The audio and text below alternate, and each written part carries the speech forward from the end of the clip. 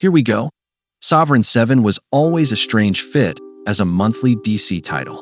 Even so, Claremont clearly enjoyed his time in the DC sandbox, playing with toys that weren't his, but showing some earnest affection for them. All three Sovereign 7 annuals had to bend to the company-wide themes for their respective years, and those issues produced some of the book's strongest material. Claremont even got to handle Superman during his Electro-Blue phase, when the Man of Steel suddenly had a whole new power set and radically altered visual. Claremont rose to the challenge, giving Superman a credible inner voice as he struggled with the changes, and musing in the letter column on directions this story could potentially go. Even when dealing with corporate-mandated events, Claremont consistently looked to find the actual story. His work with the Beyonder during Marvel's Secret Wars days is some of his strongest writing in that era. During the early issues, Impulse cameos, taking a liking to fellow speedster Reflex. An arc in the first year also has the team encountering Robin during the Bat title's Contagion crossover. Additionally, Sovereign 7 takes part in DC's 1996 Legends of the Dead Earth event, only to get swept up a few months later in another line-wide apocalypse, The Final Night. Both events seemingly follow the same basic formula. Watch as the sky darkens, feel the cast squirm, and wait for the world to end, all within just a few months of each other. DC clearly liked the concept. Claremont does what he can to make it compelling, and while some sequences in the 1996 annual are genuinely confusing, Rick Leonardi's art lifts the proceedings. For all the occasional chaos, that issue ends up being one of the series' highlights. In the final annual, part of DC's +1 team-up gimmick, Saturn Girl steps out of Legion continuity to investigate Network, who in her timeline becomes a notorious telepath and the inspiration for laws designed to oppress her own kind. It's a clever conceit, taking one of Claremont's original characters and integrating her into that corner of DC continuity. But were moments like this enough to hook die-hard DC readers? Or did the occasional cameos and gimmicks only distract from the important work of establishing three-dimensional personas for these 7 new heroes? It's possible the exodus of readers can be read as a reaction to more promises than payoffs. Sovereign 7 #2 establishes that Crossroads Cellar bizarrely leads to a massive river that flows through gigantic rock formations. Between them is a dam that is apparently doubling as the prison that houses Cascade's mother. There's no immediate payoff to this major revelation, and it feels like dozens of distractions pop up before it's even mentioned again. After the much-hyped debut issue, the follow-up story arc is, at times, a confusing mess that has Cascade body-possessed and forced by 3 mystery figures to free her imprisoned mother. The conclusion to the arc is needlessly muddled, offering no answers and hinting at future stories that never come. Add these mysteries to the fact that the entire cast is a mystery to us, and it's understandable that a decent number of casual readers hopped off. The opening few issues of a series shouldn't leave you feeling bewildered and unable to explain what you just read. The third story arc isn't much more of an invitation to stay with the series. The arc opens with a team of government agents named Force Majeure arriving in Crossroads to apprehend Toby Merlin, then reveals nothing about Merlin, then is sidetracked by another plotline involving a mystic force protecting the town's forest, an unrelated plotline involving the team using the internet to locate missing teenagers, and then a finale that has the team possessed by a strange spirit and participating in something called the Wild Ride. The letter column later advises confused readers to consult the work of Joseph Campbell. So, no answers to anything. And the next issue, onto some other cryptic concepts that receive no real explanations. Towards the end of the second year, the story leans heavily on the team's reluctance to stay at Merlin's Camelot compound, painting them as, perhaps overly, cautious and suspicious based on their preconceptions of the man. The problem is, Merlin himself has been introduced so haphazardly that the reader likely has no opinion of him, assuming they can even remember which member of the bloated cast he's supposed to be. What's meant to create tension instead just underscores how poorly the series manages character introductions and issue-to-issue continuity, leaving the audience more puzzled than invested. Issue 13 kicks off an arcade centered on Daisy and Casey, 2 brand new teens who are suddenly taking the spotlight. This comes at a point when we still barely know the main characters, and have only the vaguest sense of what the series is even about. The arc follows the girls as they attempt to free a female shapeshifter, another character we've just met and have no reason to care about. For any readers on the fence about sticking with the series, it's hard to imagine an abrupt digression starring characters you just met is going to convince you to keep reading. By Sovereign 7 number 17, a gimmicky story arc has Cascade convinced Network was never really her friend. She's been manipulating both the team and the villainous Shogun from the very beginning, we're told. The justification? Network needs Cascade to play the hero and rescue a baby. Even though, well, Cascade's a hero and wouldn't need to be manipulated into rescuing a baby. Even an ugly baby. The issue that attempts to resolve this arc, as some future letter column responses point out, makes no sense. Apparently, Network's ultimate goal was to ensure that an infant girl held by Shogun could be rescued and placed with a specific family. Somehow, that was also the reason she triggered Cascade's powers and helped her assemble the team in the first place, months and months earlier.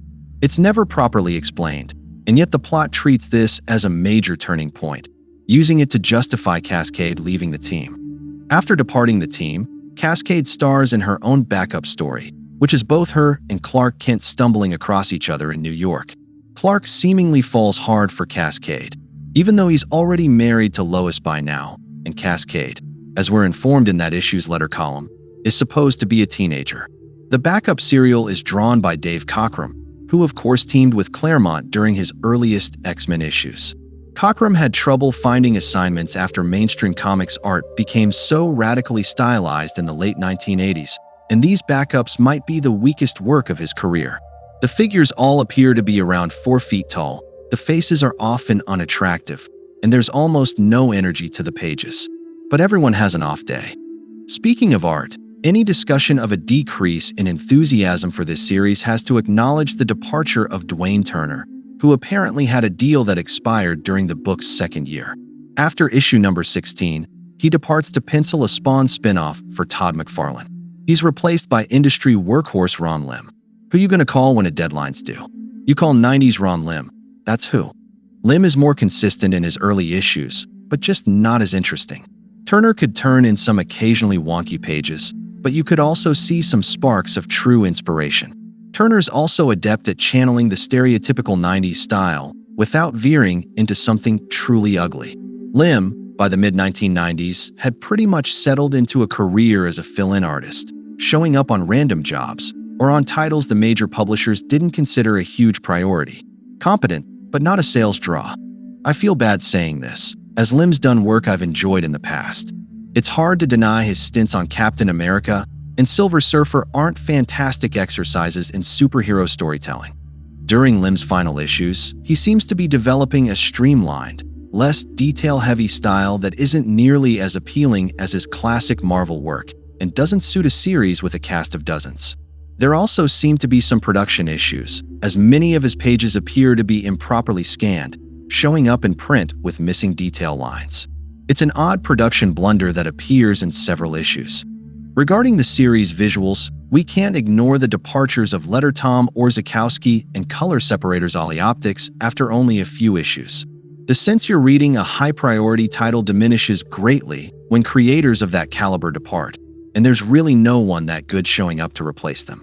Pairing Claremont with Orzechowski could always evoke fond memories of that legendary X-Men run, something the ubiquitous 90s lettering of Comicraft can't provide.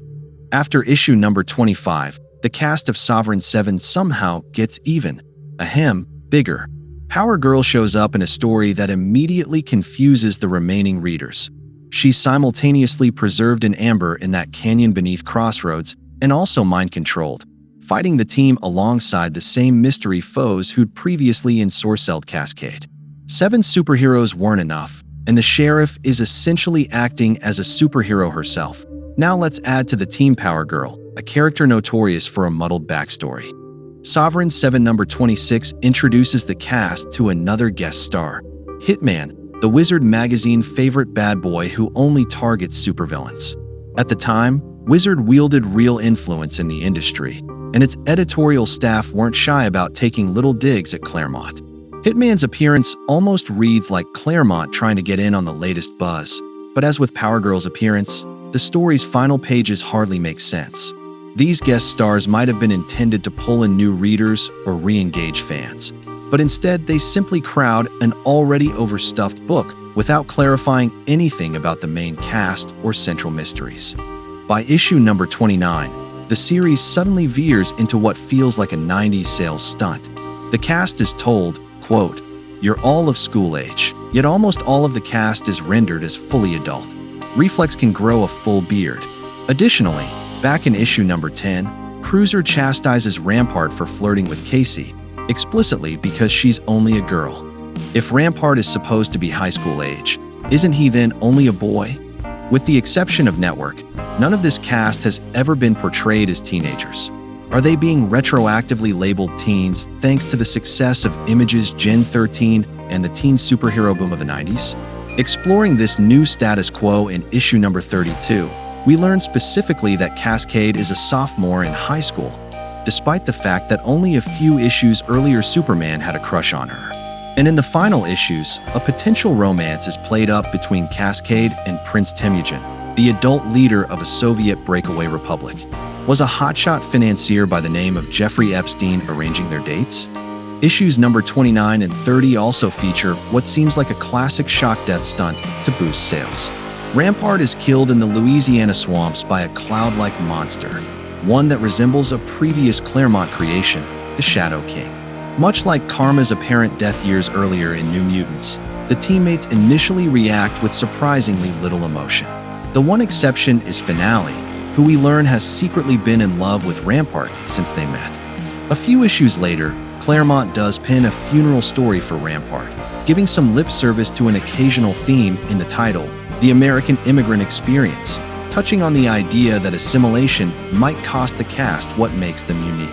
Even so, the death primarily feels like a sales gimmick. The actual story surrounding the event is never fleshed out, and poor Rampart's been a background player for so long, it's hard to feel overly emotional. Following Rampart's death, Finale abandons the team to join Patsy and Violet, who drag her into some mystic mumbo-jumbo of their own design. By this point, several issues in a row are dominated by major plot points that are never executed coherently. The series piles on events, deaths, departures, and sudden magical detours, but what the title needs is more time with the main cast and stories with true, comprehensible endings. Readers are left trying to track the narrative while wondering which threads, if any, will actually pay off. That's all for today. Next time, we'll delve into what's perhaps too obvious, the reoccurrences of so-called Claremont cliches and Sovereign Seven's links to Claremont's work on the X-Men.